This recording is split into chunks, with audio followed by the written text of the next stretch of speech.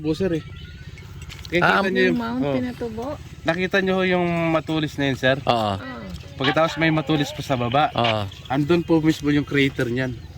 Oh. Crater ng Ang Pinatubo. lapit pala talaga nyo dito. Malapit po, ma'am. Ang lapit po rito.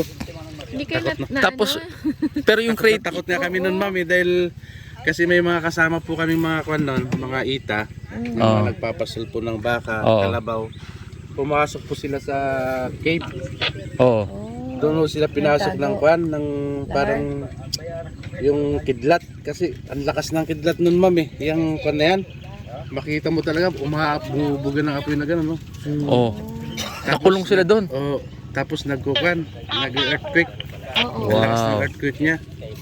Kaya yung mga bahay namin nun talagang tutumba talaga eh. Maliban dun sa dinadagan niyang buhangin, niyuyug-yug pa niya sa...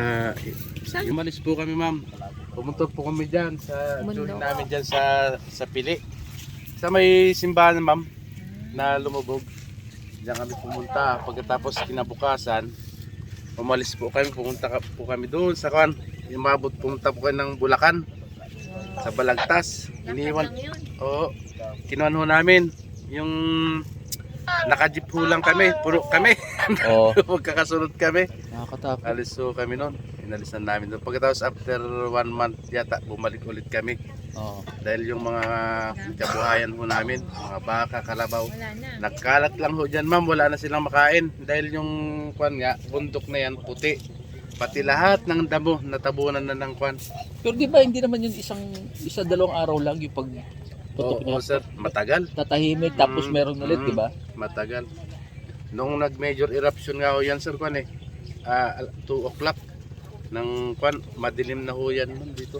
Pero Wala ka nang makita. ngayon ano na siya? Considered patay na siya, active pa rin.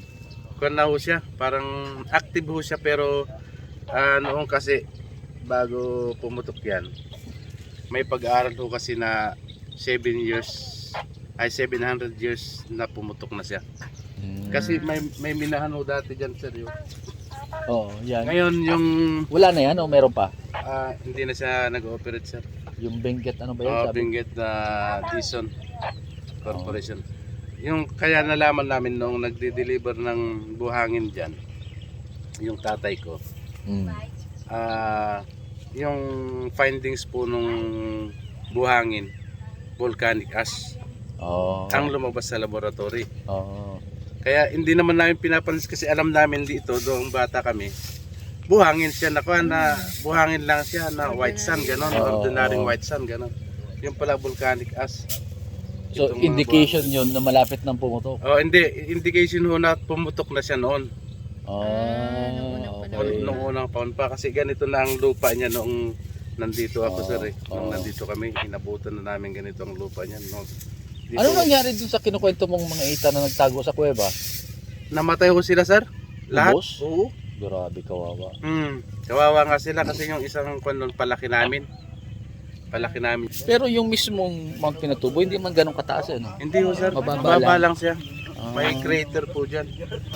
Nilalakad Yung bundok na yan, mababa siya dyan, yung crater. mababa Kaya sa maraming po siya nakatira. dyan. Putik lahat.